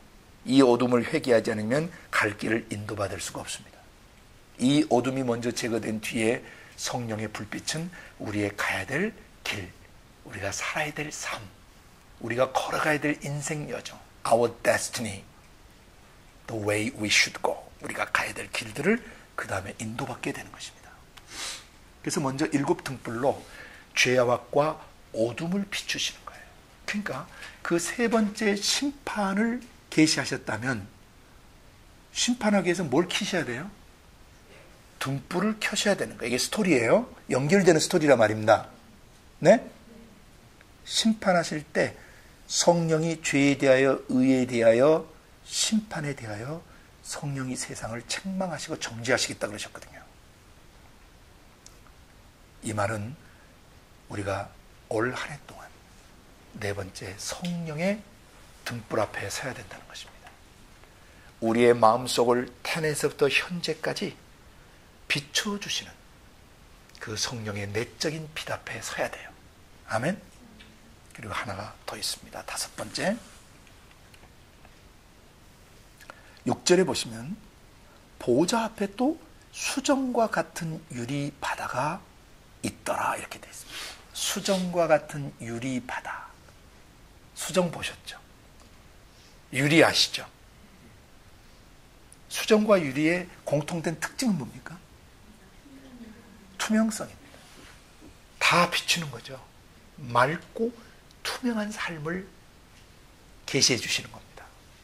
그러니까 보호자에 앉으신 그분이 7 심판을 하실 때 7 등불을 비추면 사람들의 마음속에 있는 죄악들이 다 뭐하게 된다는 거예요?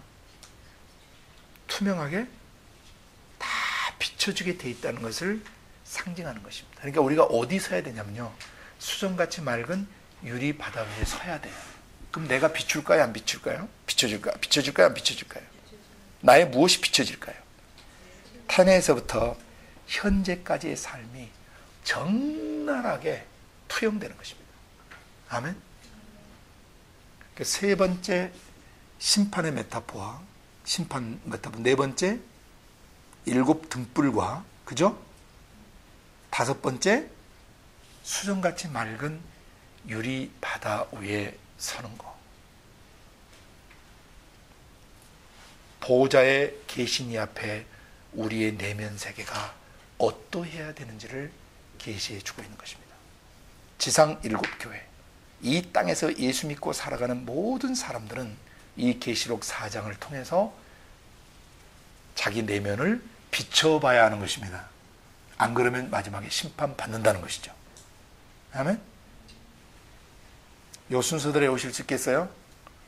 보좌에 계신 이와 그분의 모습, 그 다음에 보좌에 앉으신 24 장로들, 그죠? 그 다음에 심판의 메타, 번개, 내성, 음성, 심판의 메타포, 그 다음에 일곱 등불 대신 일곱 영, 그 다음에 수정같이 맑은 유리바다, 이 다섯 개를 마음속에서 숙지하셔야 돼요. 이게 이제 하나님 앞에 나아가는 참된 예배의 기초를 가르쳐 주는 것입니다. 아멘. 개인 예배든 회중 예배든 하나님 앞에 나아가는 모든 사람은 보좌에 계신 이 앞에서 이런 과정을 거쳐 서야 되는 것입니다. 아멘. 여섯 번째입니다.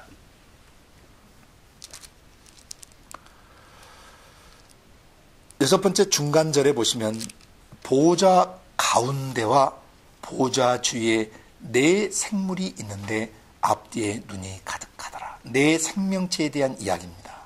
이게 몇 절까지 나오면 9절까지 나오는 겁니다. 6절 중반부에서 9절까지 네 생명체에 대한 계시입니다. For living creatures, 살아 움직이는 네 개의 생명체, 천사들입니다. 근데 보통 천사가 아닙니다. 굉장히 독특한 모습을 부여받은 천사들입니다. 하나님 보좌 주위에 이 네 명의 마치 근위대처럼, 어떤 바디가드처럼 하나님 곁에서 하나님의 어떠하심을 반사하면서 하나님을 옹유하고 있는, 에워싸고 있는 이 천사분들입니다. 여섯 번째, 이 천사들을 왜 배치하셨는가를 올 한 해 동안 잘 이해하셔야 됩니다. 첫째, 이들은 앞뒤에 눈이 가득했다는 얘기는 지상교회를 뭐하고 있다는 거예요? 감찰하고 있다는 것이죠. 71억이 넘는 사람들의 마음속 생각, 감정, 의지를 이 천사분들이 예의주시하고 그 동태를 살피고 있고 그 모든 말이나 생각과 행동들을 감찰하고 있다는 뜻입니다. 하나님의 지시를 받아서 이 일들을 하고 있는 것이죠. 왜? 모든 성도들은 구원 얻을 후사들을 뭐하라고? 섬기라고 보냄을 받았기 때문입니다. 히브리서 1장 14절에. 천사들은, 이 천사분들은 하나님이 어떻게 지상교회를 감찰하시고 살피신가를 보여주는 그런 근위대들이에요. 아멘. 그 첫째 생물은 사자 같고, 둘째 생명체는 송아지인데 원래 소예요. 소 같고, 셋째 생명체는 얼굴이 사람 같아요. 넷째 생명체는 날아가는 독수리 같아요. 사자가 아닙니다. 사자 같은 것입니다. 소 같습니다. 사람 같습니다. 날아가는 독수리 같은 것이지 독수리가 아니란 말입니다. 이것은 땅에 있는 지상교회가 쉽게 이해할 수 있도록 하나님이 이 상징을 통해서 얘기해 주시는 거예요.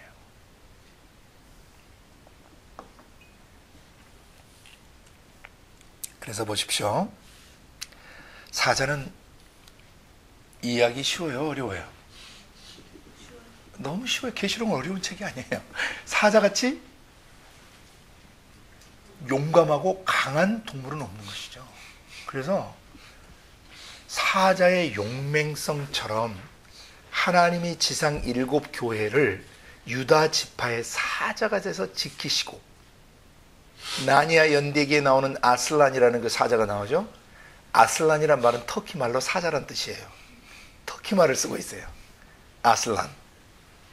터키에서 이 꼬맹이 남자 아이들이나 그 청소년기 친구들이나 청년들 앞에 센 아슬란슨 딱 하면, 야, 넌 사자 같은 녀석이 하면 이게 최고의 찬사예요. 이 진짜 남자 같은 놈이라는 뜻이거든요. 사나이답고 남자답다. 센 아슬란슨 딱.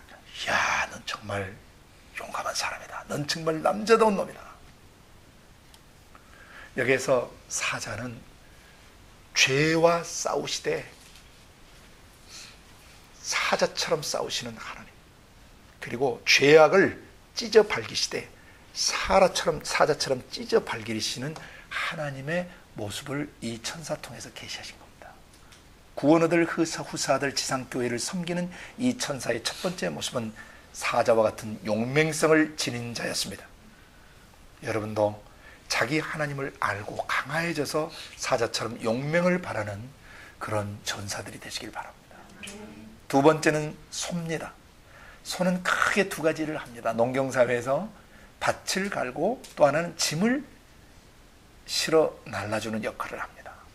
그래서 하나님이 소처럼 우리를 위해서 일해 주시는 것을 계시해 주신 것입니다. 하나님은 지상 7교회를 이 소처럼 돌아봐 주시는 거예요. 예. 시편 68편 19절인가요? 날마다 우리의 짐을 지시는 주, 우리 구원의 하나님을 찬송하려다. 날마다 여러분 생각, 감정, 의지 속에 진 무거운 짐들, 어린 시절부터 지고 있던 무거운 짐들, 현재의 삶을 살아가면서 지고 있는 무거운 짐을 날마다 누가 져주세요?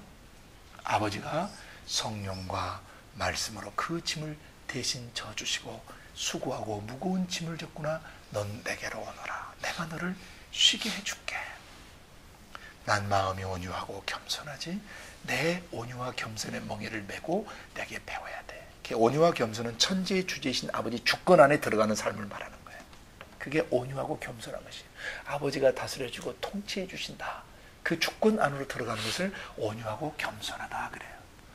겸손히 순복하는 것이죠.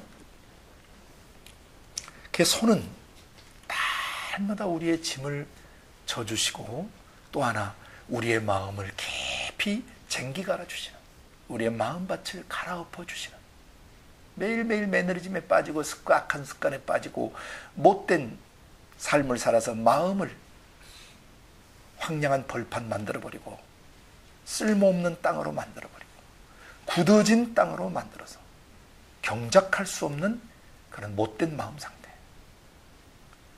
그 마음을 갈아엎어 주시는 일을 하시는 거예요. 세 번째, 얼굴이 사람 같다, 그 말은 인격적이시다는 뜻이에요. 신으로서만 존재하면 더러운 우리가 무서워서 그분을 뵐 수가 없는데, 누구의 모습을 하고 나타나세요? 사람의 모습을 하고 나타나세요. 인격적이시며 인간미가 있으신 하나님이시라는 거죠. 이걸 갖다가 divine humanity 그래요. 신적 인격성이다. 우리처럼 생각도 하시고 느끼시고 감정도 갖고 계시고 생각을 주고받으실 수 있는 인격체이다. 지상 7교회의 어떤 무서운 신으로 존재하는 것이 아니라 사람과 같은 인격자로서 신적 인격성을 지니시고 지상 7교회를 대해 주시는 분이고, 천사들도 그 인격을 가지고 있어서 하나님의 성품의 어떠하심을 반사하게 되는 것입니다. 하나님은 인격자시다, 인격적이시다, 너무나 좋은 아버지시다. 친밀하시고 따뜻하시고 다정하시고 정겨우시고, 그리고 사랑 많으시고 관대하시고 용납하시고 기다려주시고, 그리고 품어주시고, 그리고 안아주시고 다독거려 주시는 인격적 아버지시다. 천사들이 이것을 계시하는 것입니다. 아멘. 마지막 네 번째, 넷째 생물은 날아가는 독수리 같다 그랬어요. 이 독수리 메타포는 감찰하다는 뜻이에요. 감찰하다. 높은 데서 감찰하시는 분, 지켜봐 주시는 분. 독수리의 시력이 10.0이라고 하니까 저 상공에 떠서 땅에 기어가는 뱀이나 튀어가는 개구리, 도망다니는 쥐새끼들 다 보이는 것이죠. 그래서 저 높은 곳에서 한순간에 낚고채서 올라갈 수 있는 것입니다. 그래서 이 보좌에 계신 분은 때론 사자처럼, 때론 소처럼, 때론 사람처럼, 때론 독수리처럼 지상 7교회의 삶을 주관하고 계시고 돌보고 계시고 살펴주는 분이시다. 그분의 독수리의 눈을 피할 수 있는 존재가 없듯이 하나님은 독수리보다 더 밝은 눈으로 이 땅에서 일어난 모든 일들을 내려다보시며 감찰을 하시며 고난당하는 우리를, 아우성치는 우리를 도우실 수 있는 분이다. 이 독수리 메타포에서 배워야 될 것이 많다 그랬죠. 독수리는 자기 그 새끼를 훈련할 때 어떻게 한다 그랬어요? 절벽 높은 둥지에서 아직 날개가 온전히 다 나지 않는 이 아기 독수리를 뭐예요? 집어 던져서 날개짓하게 훈련시킨다 그랬죠. 그러다 하다가 떨어지면 얼른 받아서 다시 올려놓고 다음에 훈련을 시켜서 결국 날아오르게 훈련을 시키는데, 하나님께서 독수리 날개로 우리를 업어 인도하셨다는 표현을 쓰심으로써 어쩌면 2015년에 우리를 절벽에서 떨어뜨리실지도 모르죠.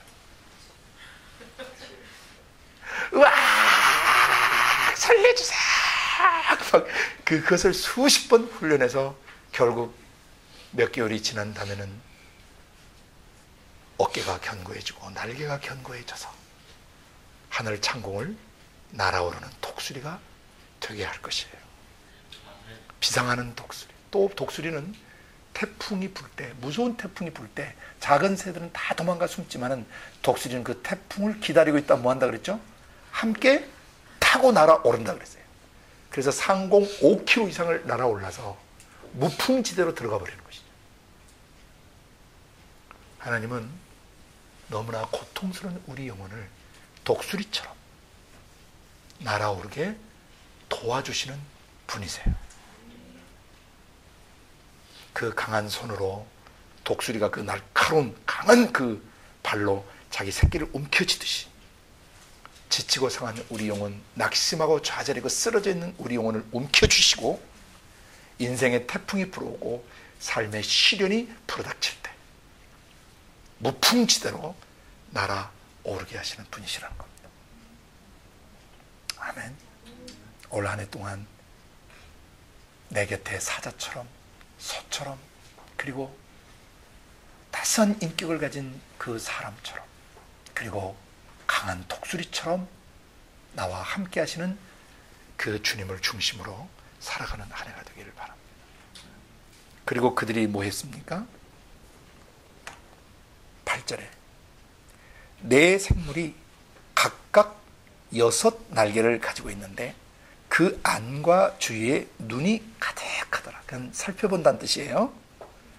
구원 얻을 후사들에게 무슨 문제가 있는지 예의주시하고 쉼없이 관찰하면서 문제가 생길 때마다 하나님께 바로바로 보고하고 하나님 지시를 받아서 바로바로 돕기 위해서 이렇게 눈이 많은 것입니다.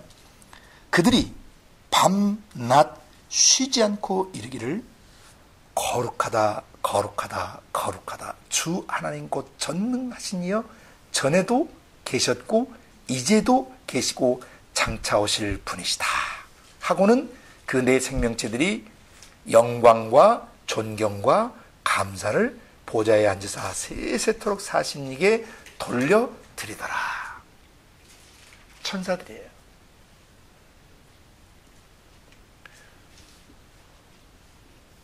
시편 103편 마지막 부분에 보면은 능력 있어 여호와의 말씀을 이루는 너희 천사들이라고 표현하고 있습니다. 그리고 그 음성을 듣고 움직이는 너희 천군들이라고 나옵니다. 이 천사분들이 여러분과 제 곁에 사자처럼, 소처럼, 그리고 사람처럼, 그리고 독수리처럼 도와주시는 한 해고 우리의 일생이라는 것을 기억하셔야 합니다. 아멘. 항상 이 내 생명체를 기억하셔야 돼요. 그 누구를 보고 있어요? 나를 주목하고 있어요. 근데 때로는 내 곁에서 모처럼 사자처럼. 여러분이 사자를 개처럼 끌고 다니면 여러분을 건드릴 자가 있을 거예요, 없을 거예요? 소처럼 여러분의 모든 짐을 닫아주시고, 또 사람처럼 도란도란 얘기해 주시고, 안아주시고, 다독거려 주시고, 힘내라 하시고, 인격적으로 나를 공고하신단 말이죠. 그 다음 독수리처럼 나를 찝어서 날아오르고, 앞에 가는 개미 꼬무니만 쳐다보고 사는 삶이 아니라 새처럼 높이 떠서 전 세계를 바라보는 삶을 살도록 천사들이 도와주는 거예요. 지혜와 계시의 성령의 역사와 함께 천사들이 우리의 시각을 높이 띄워서 우리의 전생을 돌아보게 하고 우리의 먼 미래까지도 조망해 볼 수 있도록 도와주신다는 거, 올 한 해 동안 이것을 깊이 인지하셨으면 좋겠습니다. 오늘 시간이 너무 많이 가서 오늘은 여기까지 6번째 천사까지만 하고 주일날 이어서 계속 하겠습니다. 그래서 오늘 이 1월 첫 주에 우리가 하나님 앞에서 1년을 어떻게 살아야 되는가를 좀 시리즈로 계속 나누게 될 것입니다. 이 계시록 4호장이 끝나고 다뤄야 될 게 몇 개 더 있어요. 1년 우리에게 주시는 음성이 있는데 오늘은 여기까지만 하고 이번 주일에 다시 계속 이어서 하도록 하겠습니다. 자, 이 시간 우리 같이 기도합니다. 이 시간 기도하실 때 6가지 내용을 우리에게 오늘 계시해 주셨는데 마음속에서 이 6가지 내용을 여러분이 숙지하시고 주님 올 한 해 동안 제 삶에 이런 역사를 이루실 주님을 기대하고 찬양합니다. 감사 기도를 좀 드리십시다. 너무도 고마우신 우리 아버지 하나님, 계시록 4장의 이 말씀이 얼마나 놀라운 말씀이신지요. 우리 안에 계신 성령님께서 우리를 높은 곳으로 이끌어 올리시고 우리의 마음을 클릭하셔서 아버지 마음속에 들어가게 하시고 아버지의 마음을 클릭하셔서 우리의 마음속에 아버지가 어떤 분이신지를 알게 해주시니 감사합니다. 거룩하신 아버지, 2015년 한 해 시작에 보호자에 앉으신 하나님과 일찍 죽임을 당하신 어린 양 중심의 삶을 살라고 이 말씀 주셔서 감사합니다. 먼저는 보좌에 앉으신 하나님이 어떤 모습으로 우리와 매일매일 함께 하시고 푸른 하늘빛과 바다의 푸른빛과 아침부터 저녁까지 비추는 태양빛과 달빛과 별빛으로 우리를 주관하고 계시고 눈에 보이는 모든 풀과 채소들과 과일나무들과 아름다운 7가지 무지개 색상을 통해서 그 색상들이 있는 곳마다 좌정에 계신 것을 보여주시면서 나 여기 있다라고 인식해 주시고 상기시켜 주시는 것을 감사합니다. 올 한 해 동안 눈에 보이는 모든 세계를 통해서 아버지의 임재를 보겠습니다. 아버지의 다스리고 계심을 보겠습니다. 아버지께서 다스리고 계시는 것을 인식하겠습니다. 그래서 아버지와 함께 예수 그리스도로 흰옷을 입고 승리의 금면류관을 쓰면서 매일 이기는 삶을 살아 심판의 대상이 되는 것이 아니라 심판받을 사람들을 건져내게 하옵소서. 그리고 하나님 임재 앞에서 7 등불 앞에 서게 하시고 수정같이 맑은 유리바다 위에 서서 태어나서부터 현재까지 내 속에 어떤 어둠은 없는지, 어떤 죄의 잔재는 남아있지 않는지, 숨은 죄와 허물들은 남아있지 않는지 살펴서 정확히 이것을 회개하고 다루는 삶을 살겠습니다. 그리고 내 천사를 우리 곁에 붙이셔서 우리의 삶을 어떻게 아버지께서 주관하고 돌보고 계시는가를 보여주셨사오니 성령님께서 보여주신 이 네 천사분들을 인해 감사합니다. 우리 곁에 사자로 동행하시고 사자같이 동행하시고 소처럼 함께 해주시고 아름다운 인격자로서 함께 해주시고 날아가는 독수리처럼 늘 우리와 함께 동행하셔서 땅에 속하지 않고 하늘에 속하게 하시며 하늘의 시각으로 이 땅의 문제를 내려다볼 수 있도록 도와주신 것을 감사합니다. 주님, 다음 주에 계속해서 듣겠지만 우리가 어떤 삶을 살아야 될지를 이제 계시해 주셨사오니 보좌에 계신 하나님 아버지 중심으로 삶을 산다는 것이 무엇인지를 깊이 인식하고 일생을 이렇게 살아가게 하여 주옵소서. 아버지 앞에 개인 기도를 드리러 나갈 때나 또 개인 예배를 드리러 나갈 때, 회중 예배를 드릴 때 반드시 이 사실을 인식하고 예배 드릴 수 있도록 축복하여 주시옵소서. 우리의 일생을 이렇게 인도하실 주님을 찬양하고 예수 그리스도 이름으로 감사하며 기도드리옵나이다.